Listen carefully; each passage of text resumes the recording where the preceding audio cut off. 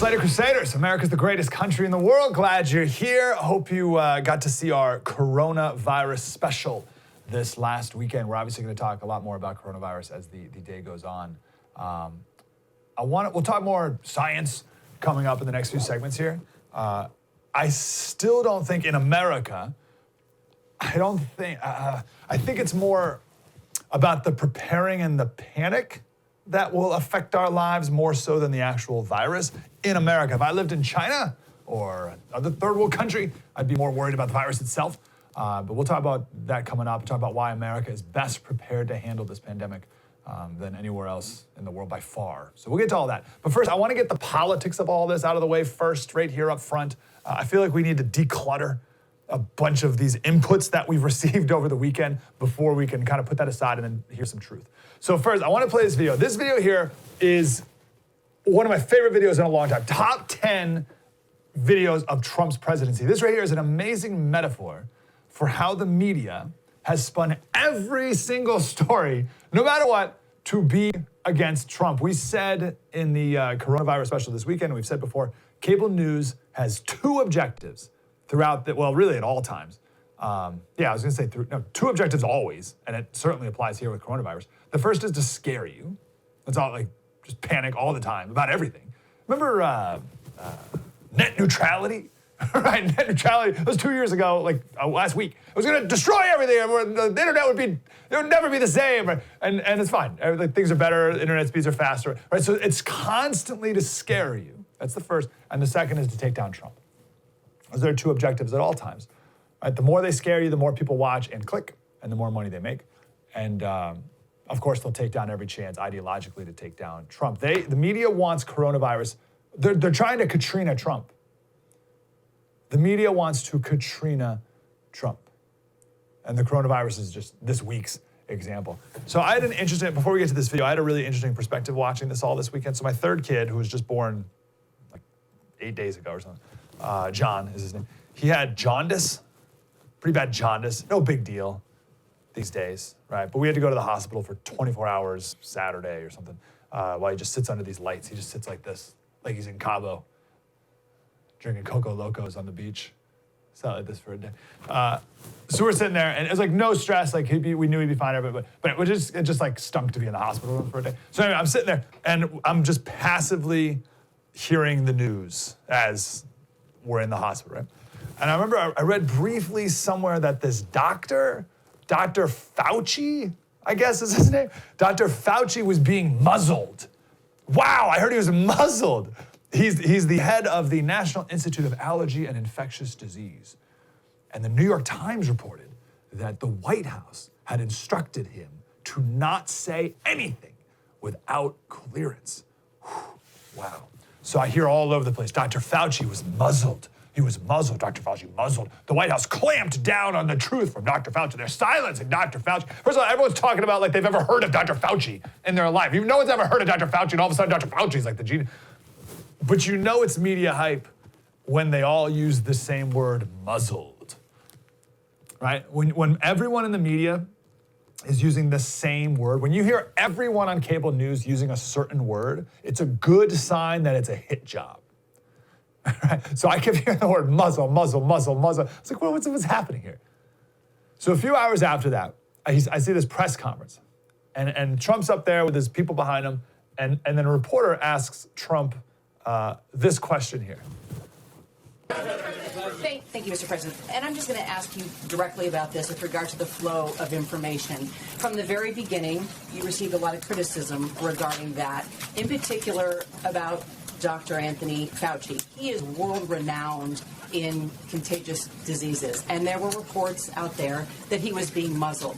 Can you tell us that this widely respected expert, Dr. Fauci, will have every opportunity to tell us the truth? Well, that's a very dishonest question because he has had that ability to do virtually whatever he's wanted to do. And in fact, he was never muzzled. Okay. I think I can speak. You can speak. Why don't you speak to that? Very dishonest question, but that's okay. It's not dishonest. I want to clarify, Mr. President. I want to clarify.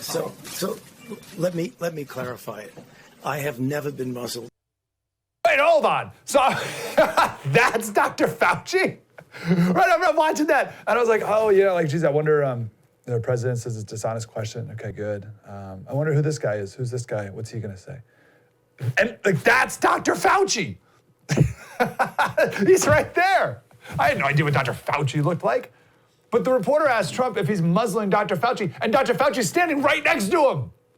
Right, the media acted like Trump tied him up, locked him in a dungeon somewhere. We'll never hear from Dr. Fauci again. Dr. Fauci, he passed away. He passed Hillary death count, right? He just passed away the other day. What a bummer. Like, then the media was like, I think you're muzzling him. He's right there. I was shocked. You gotta be kidding me. What a bunch of hacks the media are. Here's the rest of what he had to say. I have never been muzzled, ever, and I've been doing this since the administration of Ronald Reagan. I'm not being muzzled by this administration. What happened, which was misinterpreted, is that we were set up to go on some shows. And when the vice president took over, we said, let's regroup and figure out how we're going to be communicating. So I had to just stand down on a couple of shows and resubmit for clearance. And when I resubmitted for clearance, I got cleared. So I have not been muzzled at all. That was a real misrepresentation of what happened. I'm like, what an amazing clip that is. So instead of being muzzled, it was a completely sensible, hey, everyone, let's get on the same page with what we say to the people, to the American people. That's so amazing. Now, you think that'd be the end of it, right? But these things live on forever because everyone who hates Trump got the story they wanted. They got what they wanted. No matter what truth comes out, what clarity, what context, even if Dr. Fauci comes out and says, I'm right here, I'm not, it'll never matter because people don't want the truth. They want to prove themselves right. And in this case, people think, orange man bad. And they just want anything that can confirm that. So they got what they wanted, and then that's it for them. The lengths that people will go for this. Like I love watching politics because, especially 2016, and this time it's going to be more of the same. It's just such an insight into human nature. And the aspect of human nature in this is the lengths that people will go to see whatever they want to see and not see whatever they don't want to see. Absolute incredible lengths. So I'll just put this clip up here, guys, if you don't mind. This is, so Trump sent this tweet out a couple days ago. He said, I'll be having a news conference at the White House on this subject, coronavirus. Today at 6:00 p.m., CDC representatives and others will be there. Thank you. This White House reporter, Brian Kareem, he wrote, still no word on who, what, when, or where this news conference will take place, or if it will actually be a news conference. No, what are you talking about, Brian? Who, CDC representatives, what, coronavirus, when, 6:00, where, White House. All the information is right there in that tweet. Right? So what a perfect lesson. You would just see whatever you want to see. Nothing matters. Nothing matters. No, reality doesn't matter. It's what you want to see or what you decided that you don't want to see. So this reporter right here, Brian Kareem, he's already decided that Trump is the least transparent president in history or whatever, right?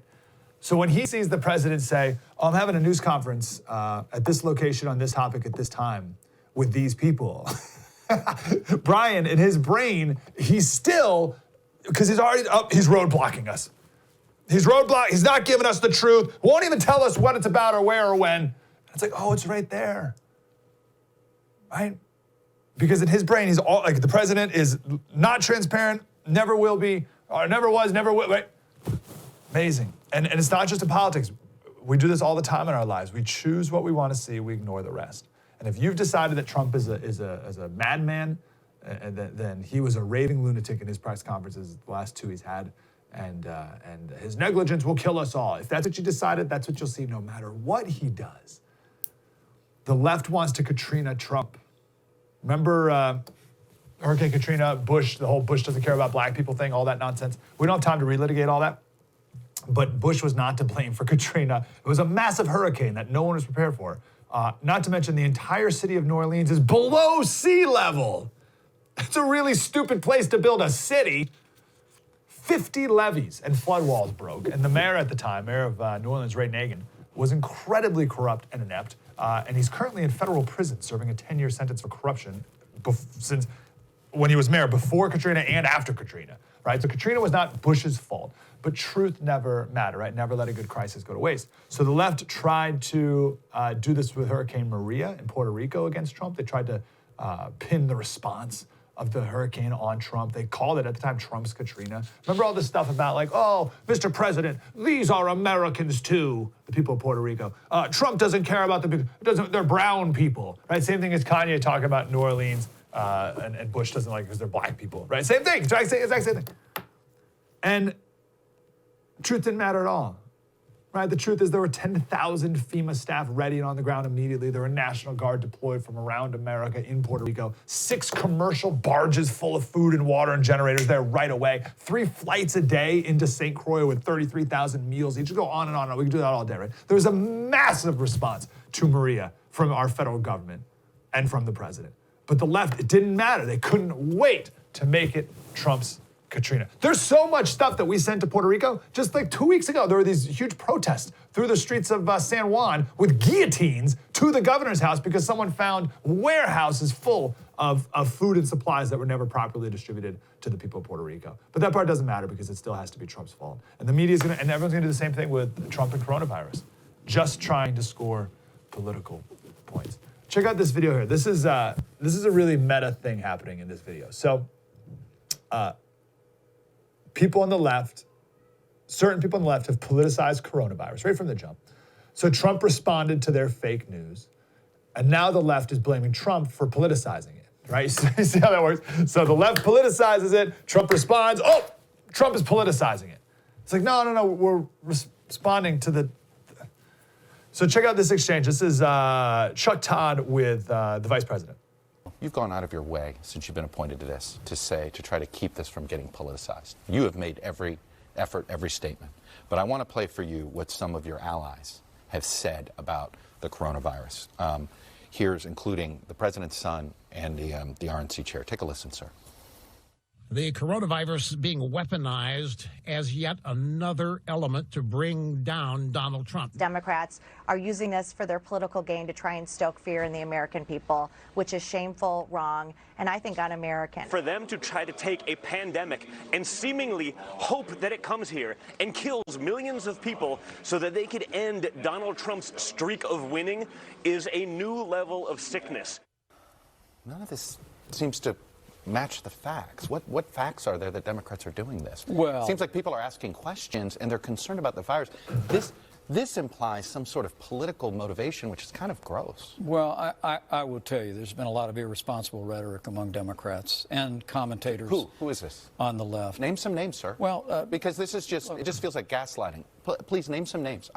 We're all big. Well, we're all big people here. Name some names. There was a column in the New York Times that by a prominent liberal journalist that said we should rename it the Trump virus. Okay, does that apply to all people? So that the president would be blamed. I love it. First of all, I love the faux outrage from Chuck Todd. Chuck Todd's like, Mr. Vice, that's gross.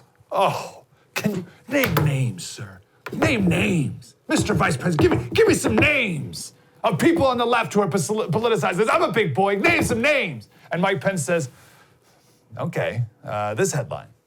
Check out this New York Times headline. The headline is, call it Trump virus. If you're feeling awful, you know who to blame. And like Todd's like, name names. Okay, Gail Collins. Oh, well, that's just one person. You asked him to name names, he just did. I'll give you a few more if you really want one. This is Mike Bloomberg. There's nobody here to figure out what the blank should be doing, and he's defunded. Trump's defunded the CDC, so we don't have the organization we need. This is a very serious thing. This is Biden. We, meaning Obama, increased the budget of the CDC. He's wiped all that out. He cut the funding for the entire effort. Not true. Remember, the main principle of our show is perhaps the opposite is true. When you hear something from the media, think for 1 second, well, hold on. Perhaps the opposite is true. Not just perhaps it's a little bit off, or no, perhaps the exact opposite is true. So what's the opposite of cutting the CDC budget? Increasing the CDC budget. The truth is, the president's initial budget proposal proposed cuts to the CDC. And let's be real, every bureaucracy could cut a lot of money and not lose out on their core function. We'll talk about that coming up in the next segment. But Trump just proposed a cut. In the end, Congress, who actually votes on the real budget, not only did they not approve the cuts, they increased funding for the CDC, and Trump signed that. So Trump signed an increased budget for the CDC, and Trump approved another $2.5 billion to fight the coronavirus specifically. There's no funding issue here, even though we have people on the left politicizing it and blaming Trump for cutting the CDC when he's done nothing of this such.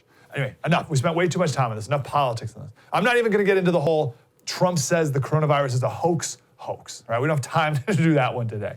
Just be very careful where you're getting your information from. And that's why I'm super grateful that you're here, and we take this with a lot of responsibility.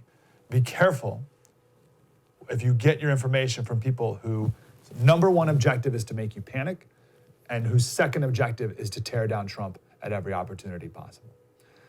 Coming up next, I want to talk about why we're blessed to be in America and why there's no place else. If there is a huge pandemic outbreak, there's no place you'd rather be than here. Even if the Democrats and everyone says, we're the worst healthcare system in the world. We need to be more like Cuba when it comes around. No. You want to be here. We'll talk about that next. True story, Mike Slater. Spread the word.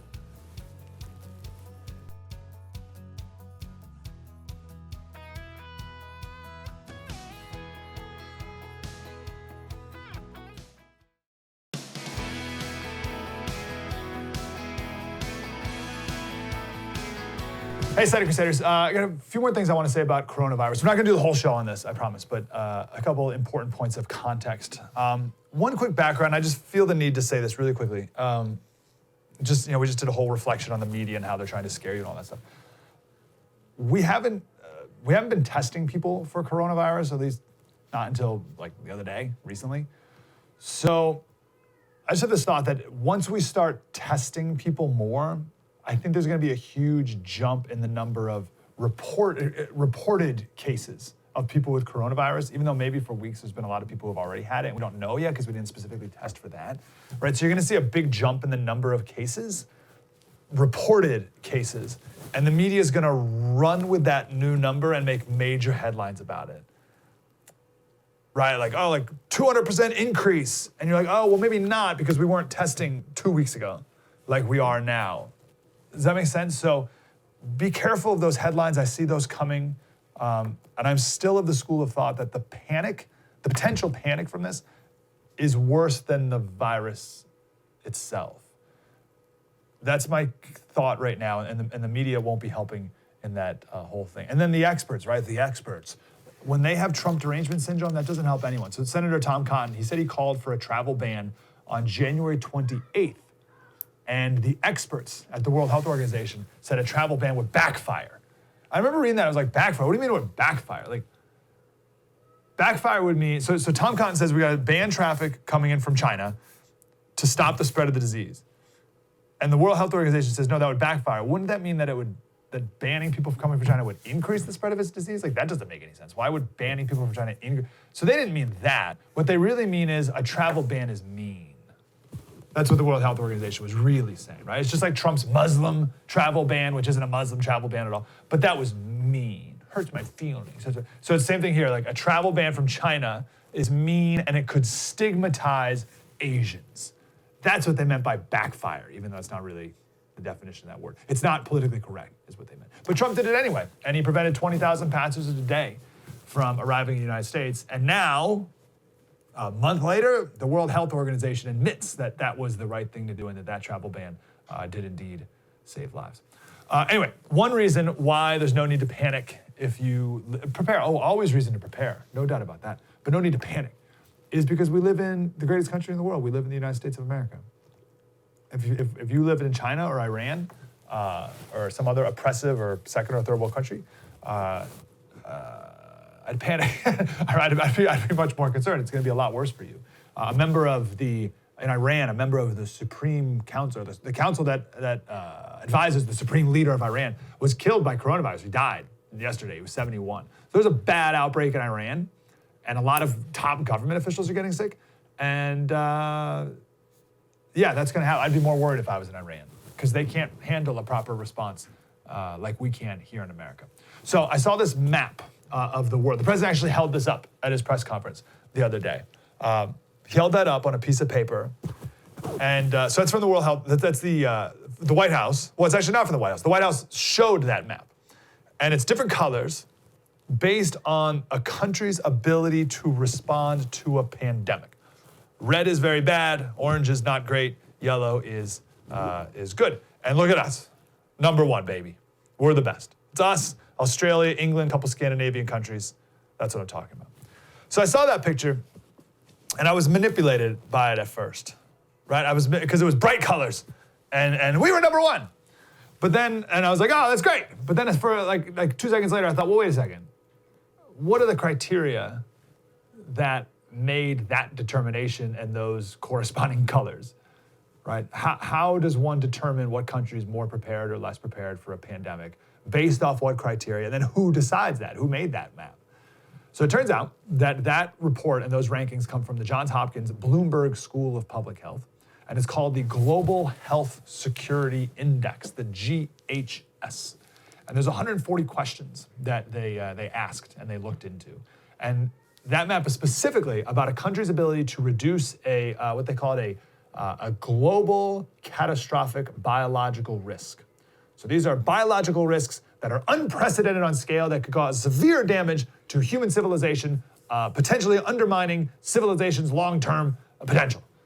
Right? So it's like big time, like holy cow, plague type stuff. How well can a country respond and react to that? So there's 7 criteria. There's actually 6 because the first one is overall, which isn't really a criteria. But the different criteria are prevention, detection and reporting, rapid response, health systems, compliance with international norms, and risk environment. All right, those are the 6 categories. And we, America, we're number one in all of them. So don't let the Democrats tell you that we have the worst healthcare system in the world. We need to be more like Cuba. Don't let them fool you on that. We're number one in everything except for rapid response. We're in second place there behind England. And risk environment. All right, I think that last criteria I mentioned, we're 19th on risk environment. I'll get to that in a second. So we're number one when it comes to this. China, for the record, they're 51st overall. And specifically their compliance with international norms, they're 141st out of 195. No bueno. And we've talked about that, and we will talk more about how China has just obviously royally screwed up their response to this in many, many ways. But anyway, so I looked through the report. I was like, I got to find out, why are we number 19 on risk environment? What does risk environment even mean? So why are we number 19? Why are we ranked so low there? So number 1 is Liechtenstein. And you're like, well, that's barely even a country. It's 38,000 people in Liechtenstein. It's like a town. But the top countries are Norway, Switzerland, Luxembourg, Austria, right? So they're all these small European countries. Andorra, San Marino, they got a population of 33,000. What is how is that even a country? So the only not small European country ahead of us is Singapore and Australia, and then it's us, right? So it's all these little tiny countries, and then Singapore, Australia, and us. So the factors of this category are risk of social unrest, transfer of power mechanisms, right? So this is the whole fear that Trump's going to stay in the White House forever. Risk of terrorist attacks. Obviously, we're not going to score great on that one. Literacy rates, trust in public institutions, media, like if they're open media or not, infrastructure, and life expectancy. So those are all the different categories. We got dinged in 2 things under this category: urban population percentage and natural disaster risk. So we actually, in America, we have a high percentage of urban population. So 84%, and it depends how you define urban, right? And there's different definitions for that. But 84% of the American population lives in an urban environment. And that's not good for a spread of disease, right? So that's why we get dinged on that report. And so obviously, France is 80% urban, China is 60%, India is 30%. We're 84%, so we're much higher than that. And then also, we have a much higher risk of natural disasters than, say, Liechtenstein does, right? We have 75% of the world's tornadoes, for instance, right? So we got dinged in that, and that's why we were ranked number 19. So really, like, whatever, we're number 1. The other thing we got dinged in is level of confidence in public institutions. But that's all super relative. That's like, I don't have a lot of trust in our public institutions in America, right? And government. I told you the other day I was on the phone with some bureaucracy in California, and after 15 minutes of getting through the like press 1, press 3, 2, 1, 4, after 15 minutes of that, I got to the end of the message, and it said, we're sorry. We've reached the maximum number of people on hold. Goodbye. And they hung up on me. I got hung up by the automated system. I was like, what? So I don't have a lot of trust in our public institutions in that regard. But that's relative, because I got way more trust than if I lived in Somalia or something, right? So that's a relative thing. And then the thing we did worst on, the worst thing we did in the entire report, healthcare access. All right, we're ranked 175th. So China, with their world norms category, they're ranked 141st. We're ranked worse than they are in this category of access to healthcare, 175th out of 195. There's only 20 countries worse than us. That's what you're supposed to get me to believe here. And the question was, has the country enacted legislation mandating universal healthcare coverage? And we're ranked, no is the answer. We're ranked 175th in the world. Give me a break. Do we even need to take time to debunk that? You take a homeless guy downtown on the street, he's drunk and high every day of his life. Someone calls 911 because they think he's dead. Some ambulance is gonna come pick him up and drive him to the nearest hospital, which is gonna be one of the greatest hospitals in the world. And that person is gonna receive the best treatment ever in human existence. And you're gonna tell me that someone is better off in Iran because they have universal access and we don't? Give me a break. That's such a stupid metric. But even with that, we're still number one. So I just want to share that. I know that's a little bit in the weeds, but I think that's all pretty interesting. There should be, and you should have, we should all have, I believe, great confidence here. If there were a global pandemic, there's no place I'd rather be than the greatest country in the world. It's a true story. Mike Slater, spread the word.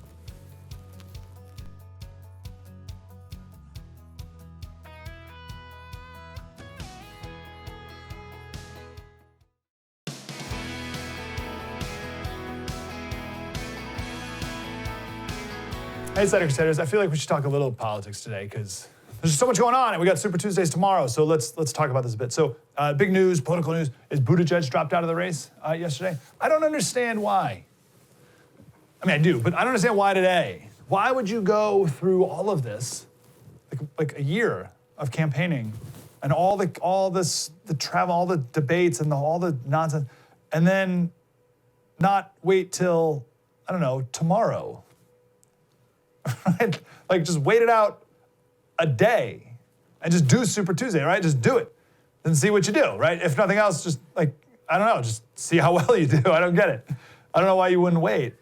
I really have no insight into that. Does anyone have any insight into why you wouldn't just drop out Wednesday? Maybe money? I guess my first thought is you don't have money, but even if you can't run any ads, just wait around. And you're not gonna run more ads than Blueberry anyways. Just wait till Wednesday. I don't get that. I don't understand what, I'm just genuinely curious, what's the calculus for that? Why him sitting around with his advisors, his campaign advisors, deciding to pull the plug on Sunday? But anyway, so the question is where, it's all about second choices. Everyone's second choice. So if someone is a supporter of Buttigieg and he's out, who's their second choice? Well, actually, now that I think that, maybe Sanders said, hey, you drop out now, I'll give you some sort of campaign job or something, or I'll give you some sort of job in the White House or whatever. Maybe there's some of that behind the scenes. But it's all about second choice. So remember Lincoln? Abraham Lincoln was everybody's second choice. Great book, obviously, Team of Rivals, super popular book from a decade ago. Doris Kearns Goodwin's. The beginning of the book, or some of the opening chapters of the book, run through the 1860 convention and how William Seward was the front runner. And the first round of voting went completely to Seward. He was in a commanding lead. But Lincoln's team was able to negotiate and convince every other candidate's supporters to go with him over Seward, right? So they're like, hey, you don't want to go for Seward. Your guy's not going to win, but you don't want to go for Seward, right? So go with Lincoln. And he was everybody's second choice. So Lincoln won on the third and actually technically the fourth ballot officially, right? So as these candidates, last few drop out, Elizabeth Warren, she's gotten third, fourth, and fifth in her first four primaries or caucuses, right? That's not good. Third, fourth, and fifth. So when she drops out, where do her 5 or 6 supporters go? Same thing with Klobuchar and now Buttigieg. So my understanding is, based on whatever polls I was able to pull together to answer this question, and we don't really know, but it looks like Buttigieg and Warren supporters have Sanders as their second choice. Biden supporters have Sanders as their second choice, but Bloomberg supporters, their second choice is Biden, which is weird. So I guess the moral of the story is Bloomberg and Biden are kind of splitting the vote. I think I said that wrong before. Biden's second choices are Bloomberg. I apologize. Let me try again. Buttigieg and Warren, their second supporters are Sanders. Biden and Bloomberg, they go back and forth. Like if you're a Bloomberg supporter, your number two guy's Biden. If you're a Biden supporter, your number two guy's Bloomberg, right? So they're splitting the vote as these, let's just say going into Super Tuesday, you really just have these three choices, right? You have three white guys between the ages of 77 and 78, okay? Right? So it's almost like these two, Biden and Bloomberg, are splitting their vote, leaving a bigger opening for Sanders. So everyone who leaves the race is going to be benefiting Bernie Sanders. Bernie Sanders is very happy today that Buttigieg dropped out before Super Tuesday. By the way, quick little fun Lincoln fact. Last week was the 160th anniversary of Lincoln's Cooper Union speech, an amazing speech. You should go back and read it. It's fantastic. One of his best ever. It was the speech that he spent the longest time preparing. How about that? But a reporter was there, and he said that Lincoln was so tall, angular, and awkward that I had a feeling of pity for so ungainly a man. Isn't that a great line? And then at the end of the speech, he ended up loving him because he was Abraham Lincoln. But don't forget that Abraham Lincoln was not a good-looking person at all, and I believe would never be elected today. For the same reason that I always say James Madison, he was 5'4", he would never be elected today. Way too short. He's even shorter than Bloomberg. I mean, Bloomberg towers over the father of the Constitution. So I always say that's just a testament to how ridiculous our political system is today, that Abraham Lincoln and James Madison would just be like brushed aside. You don't quite have the look, Mr. Lincoln. You're quite an ugly man. So I don't think anyone would vote for him. But I say that. Do we have the video of, have you seen the video of Tom Steyer? Do we have Tom Steyer dancing? This is Tom. Yeah, so here's Tom Steyer on stage with circa 1999 rapper Juvenile singing Back That Thang Up would be the tune. There's Tom Steyer getting jiggy with it. So I say I don't think anyone would vote for Lincoln today because he was such an ugly guy, but I'm also fairly certain that Lincoln wouldn't want to run for president today if that's what it requires in our idiocracy that is America. This actually ties into coronavirus a little bit. Change gears away. So we talked earlier about how people on the left say that Trump cut the CDC budget. But in the end, the budget actually went up. We're spending more now on the CDC than ever. And Biden and Bloomberg and the rest of the media keep making it seem like Trump cut the budget, and we're so ill prepared for it. I want to talk about that a little more. So the CDC has a budget of $11 billion. They have 11,000 employees. There's no doubt in my mind that we could cut the budget of the CDC in half, and they could still have plenty of resources to fight coronavirus. If, it's a big if, let me say it again, we could cut the budget of the CDC in half, and they'd have plenty of resources to fight the coronavirus if the CDC got back to its core mission when it was founded 73 years ago in 1946. The CDC is a perfect example of mission creep. Mission creep, the dictionary definition, it is a gradual shift in objectives during the course of a military campaign, often resulting in an unplanned long-term commitment. Right? So you start off with a very clear mission, right? We have mission X. And then over time, you sort of start dabbling in Y, and then years go by and you're doing this Z over here. And then X isn't even a problem anymore, but you're making a lot of money doing this thing now, so you got to make a new crisis. So let's make crisis A a thing, which then causes crisis B, and then we need C to fix A, and then right, just going on and on. So 73 years later, right? So we started this thing, the CDC. 73 years later, a group that started to stop the spread of malaria is now dealing with how much salt you put on your steak. So we get that? 15% of the CDC's budget is spent on obesity and heart disease, 2% on birth defects, 2% on asthma and safe water, 2% on injury prevention, 5% on occupational safety research. You should wear a helmet when you're a construction man. Now, listen, I'm not saying these things are bad per se, but you see the mission creep in all of this. The CDC started in 1947 to stop the spread of malaria. And the goal was to stop it by 1951, and they did. So they looked around and said, well, now what? Right? Because as we say before, it was Thomas Sowell said there's nothing more permanent than a temporary government program. So whenever it says, oh, it's just a no, it's not temporary. There's no such thing. Because they get institutionalized, and then we got a lot of money here. So that's what they did. This group that started to stop malaria, they stopped malaria. So no way were they going to look around and be like, okay, back to our day jobs, back to what we were doing before. Not a chance. They started looking around and say, well, now what do we do? So then they moved on to STDs and then tuberculosis. And now they focus on what type of playground equipment is allowed at your local park. Now again, maybe that's good, but your first job at the CDC is to prevent the spread of disease. West Nile, swine flu, Ebola, E. coli, now coronavirus. This is Glenn Reynolds.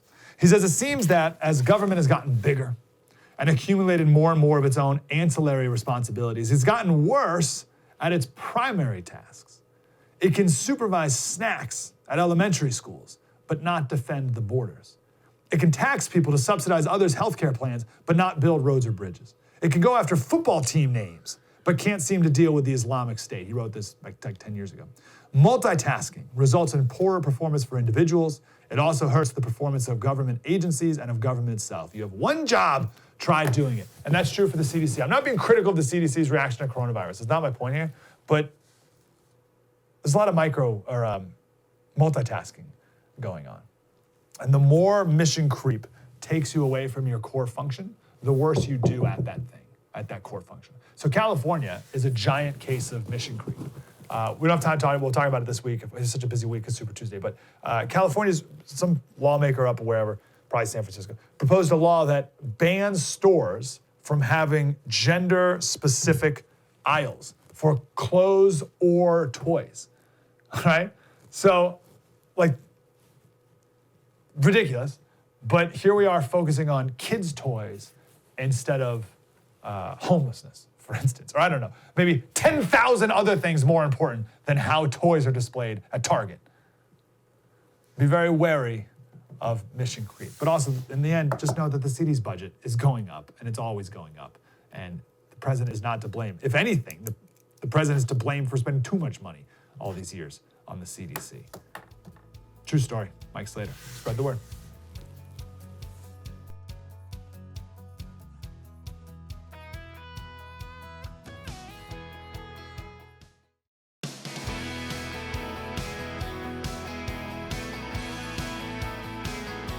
Hey, Cider Crusaders.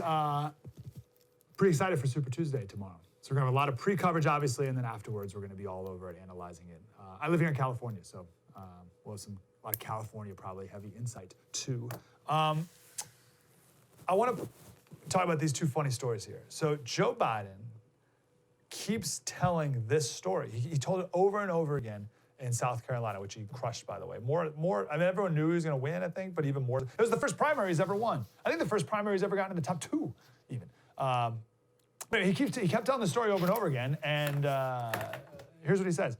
He says, this day, 30 years ago, Nelson Mandela walked out of prison and entered into discussions about apartheid. I had the great honor of meeting him.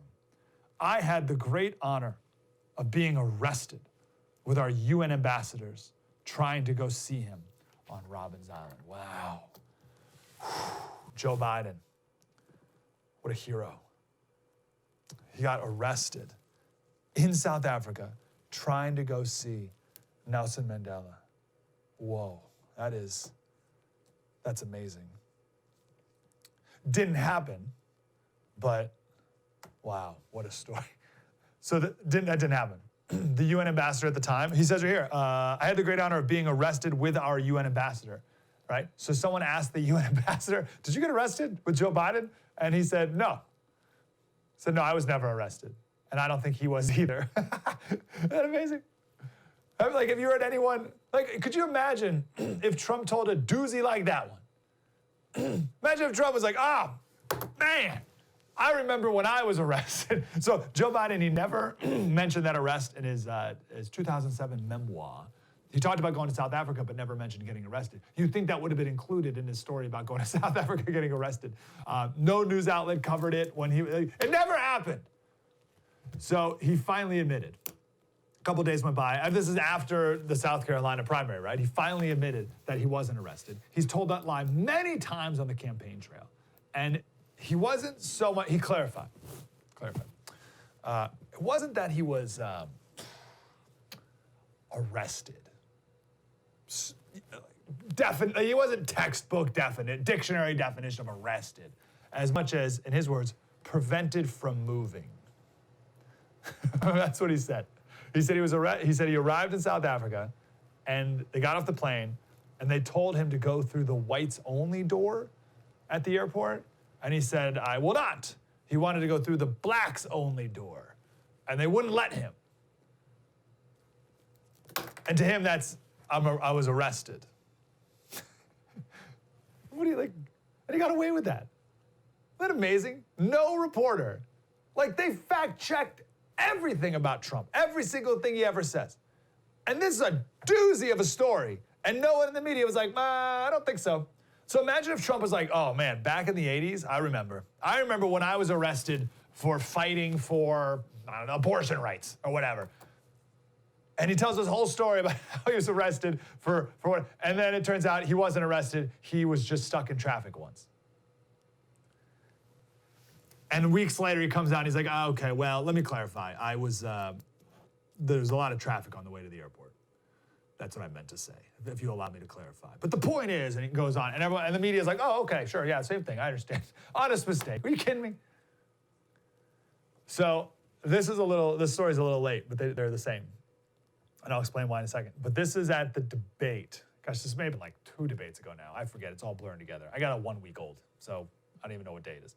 But Elizabeth Warren, she keeps telling this story of when she was fired for being a teacher. I actually think we have video of this. This is from, so yeah, we do. So it starts off with what she said at the debate, and then we have a video of her telling the true story back in 2007. Here it is. When I was 21 years old, I got my first job as a special education teacher. I loved that job. And by the end of the first year, I was visibly pregnant. The principal wished me luck and gave my job to someone else. Pregnancy discrimination, you bet. But I was 21 years old, I didn't have a union to protect me, and I didn't have any federal law on my side. I was married at 19 and then graduated from college, actually, after I'd married. And my first year post graduation, I worked, it was in a public school system, but I worked with the children with disabilities. And I did that for a year. And then that summer, I actually didn't have the education courses. So I was on an emergency certificate, it was called. And I went back to graduate school and took a couple of courses in education and said, I don't think this is going to work out for me. And I was pregnant with my first baby. So I had a baby and stayed home for a couple of years. And I was really casting about, thinking, what am I going to do? And my husband's view of it was, stay home. We have children, we'll have more children. You'll love this. And I was very restless about it. And so I went back home to Oklahoma. By this point, we were living in New Jersey because of his job. I went back home to Oklahoma for Christmas and saw a bunch of the boys that I'd been in high school debate with. And they had all gone on to law school. How it's not so much a tragic tale in 2007, her story. So it turns out that the reason she left her first job, in the debate, the reason she left is because pregnancy discrimination. But in 2007, she left her first job because she didn't have the proper education courses. She was on an emergency certificate. That's even how she was able to be a special ed teacher in the first place. It was an emergency certificate.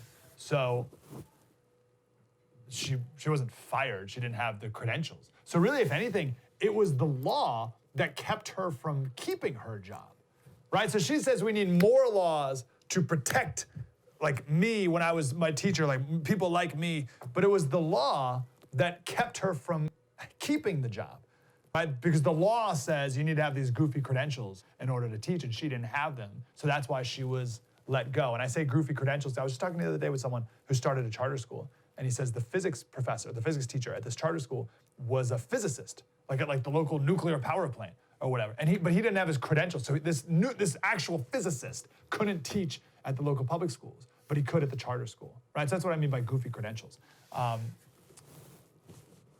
So it's the law that kept her from keeping the job, right? And she says we need more laws to protect me, right? So she's got it obviously totally backwards. Here's why I bring these stories up and put these two together. Both of these stories are people making up stories to be the victim, right? They both want to be a victim. So Biden has a little bit of hero complex in there as well, right? He's the martyr getting arrested, fighting for justice, but still a victim in the end. I was arrested, oh, woe was me. And Warren has to be the victim of greedy capitalists, right? Greedy capitalists who have total control over the people, over their workers, without union protection and without the federal government protecting them. They're both made up stories to be victims. Amazing how that works, right? It's amazing to me that that message in America works. The message of you are helpless, you can't do it, vote for me, and I'll protect you and I'll save you. The fact that that works in America is sad. But here we are. That seems to be the only message that the Democrats have.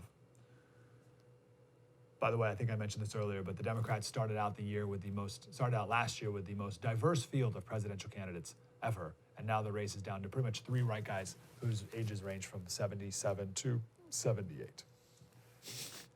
Pretty amazing. Thanks for being here, Cider Crusaders. We got Super Tuesday coverage tomorrow. And then we're not big into the what ifs, so we'll just wait till Wednesday and give you the breakdown of everything that went down. But it's going to be an exciting week, and I'm glad you're here. True story. Mike Slater, spread the word.